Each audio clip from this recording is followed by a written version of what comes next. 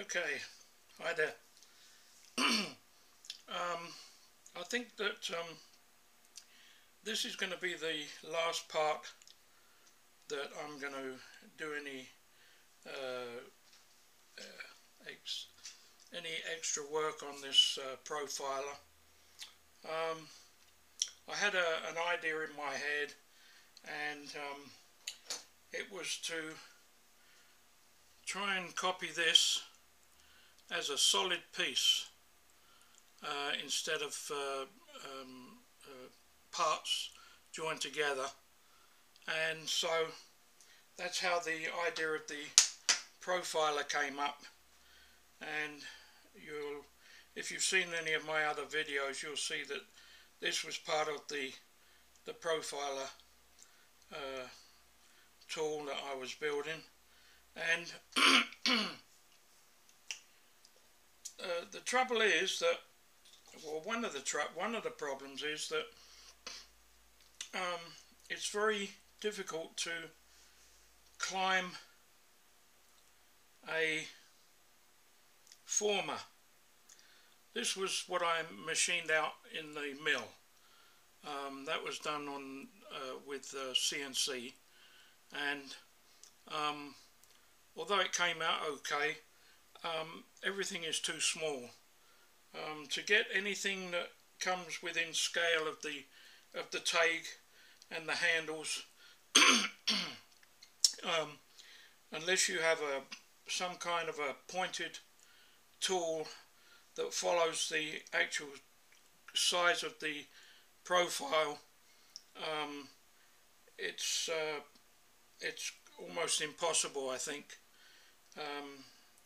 Maybe somebody has done it already, I don't know, but you have to have some kind of a roller or some kind of a tip that moves along the edge of the profile, and unless it's a point, it's not going to follow into the cavities, into the smaller diameters.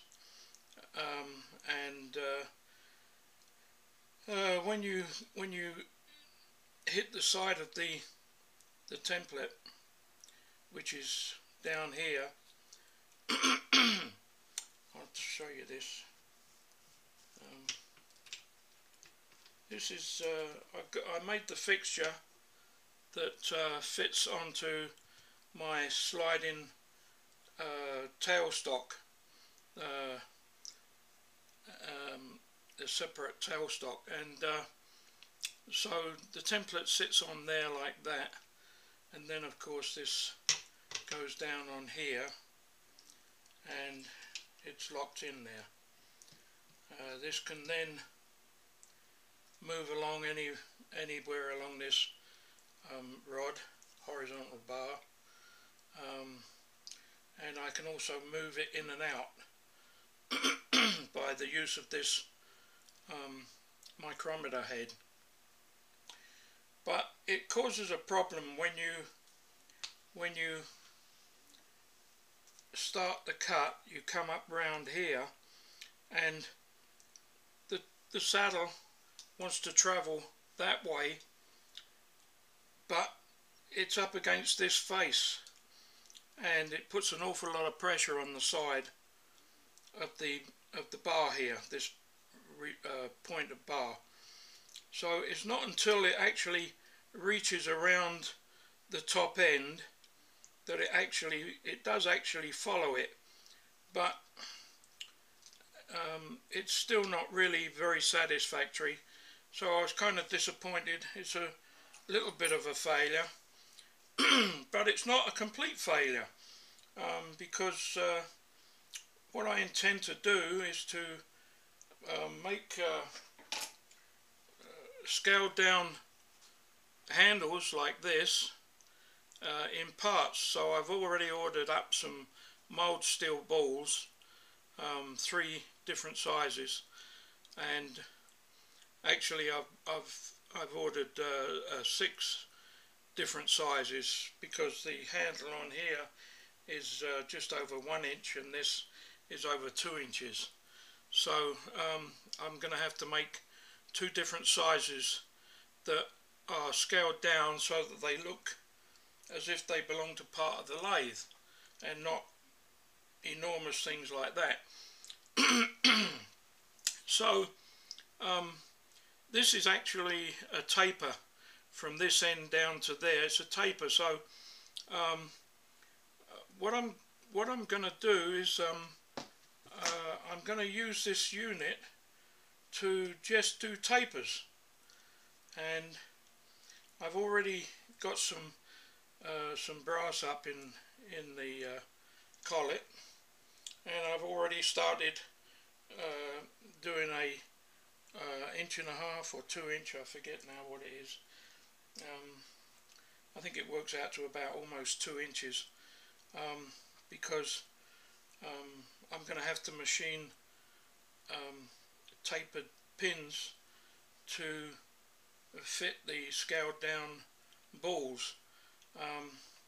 So I thought I'd just show you that it's not a complete disaster, although it would have been nice.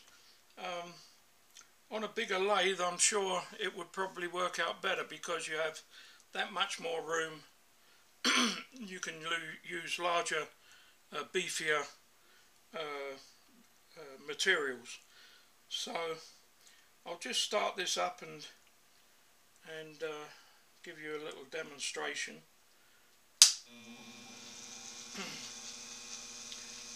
I got it running at 1700 RPM, and maybe I'll just show you this. I cut this former out on the milling machine with CNC, and although you probably maybe not be able to see it,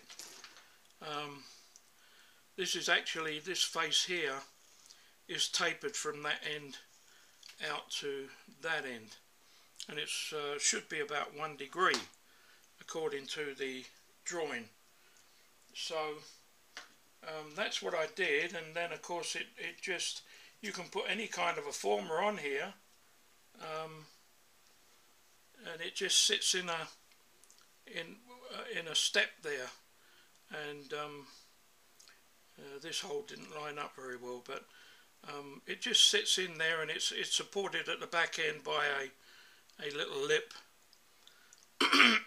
So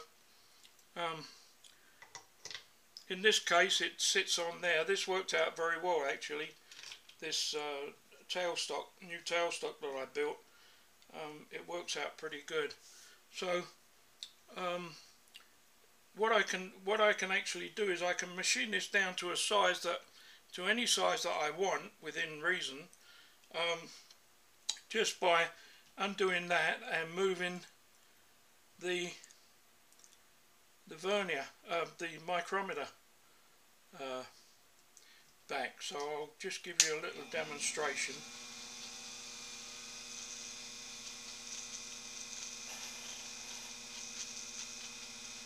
I'll just keep some pressure on there.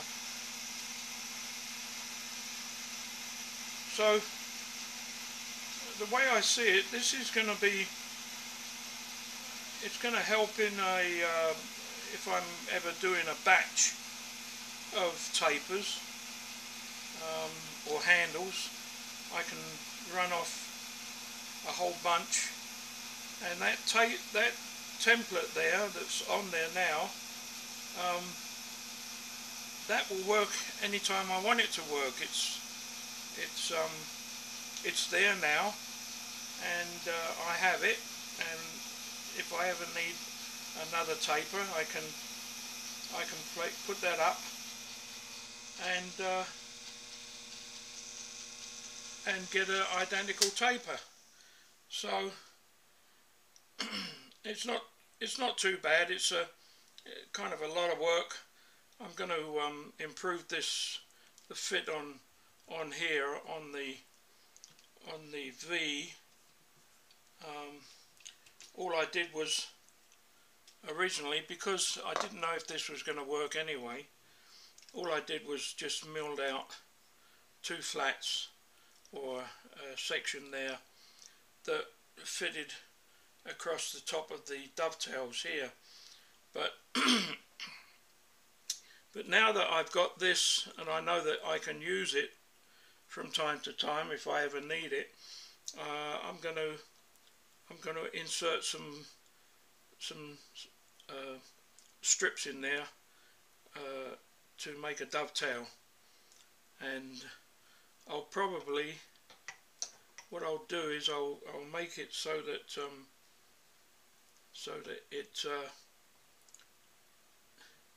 it slides on, and then I'll have a jib on this side. One of the dovetails will be loose and guided, but guided obviously, maybe a couple of small dowels to keep it in place, and with a locking screw which pushes the dovetail up against the male and locks everything in there, and then I just have to undo that and move the micrometer. So that's about it. Unfortunately, I did quite a bit of work, I guess, but well, it's my own time, and I'm sure it'll come in handy somewhere. Certainly, this part here has come in handy. This slides up and backwards and forwards, and as you've seen in my other videos, the tailstock, that works really good. The tailstock is really worthwhile. I'll just put it on so that you can see how it goes.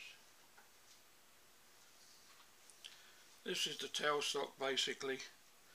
It's cast iron with a 1/4 taper and a ejector pin at the other end, and it has a locking clamp here, which is a split clamp, and this is a rack, and this is actually off the lathe when I originally got it.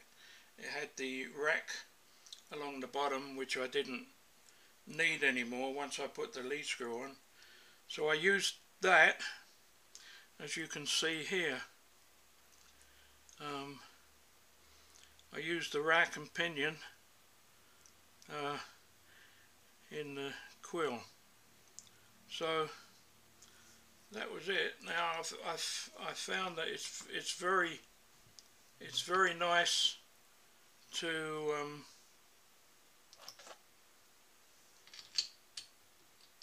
get up close to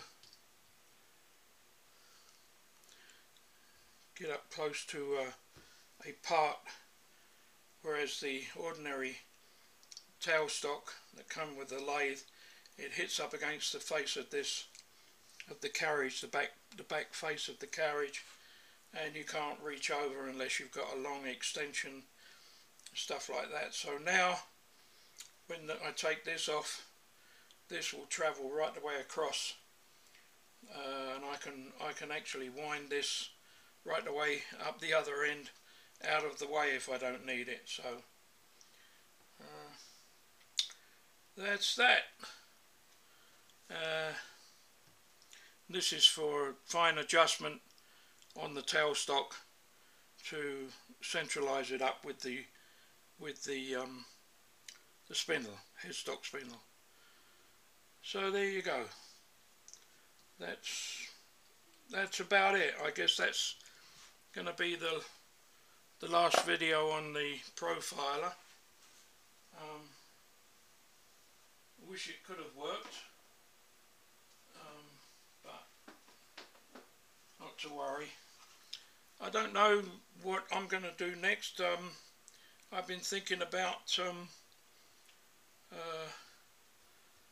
getting another headstock, or even actually building something to fit onto the guides or the X-axis on the milling machine, and have the headstock in a horizontal position, so that if I have any longer bars and I'm having difficulty in centering a bar in here, I can hopefully do it on the milling machine with a horizontal unit. Now I could buy one of these, I guess, and just make some adapter up that fits down the bottom and fits on the x-axis of the milling machine.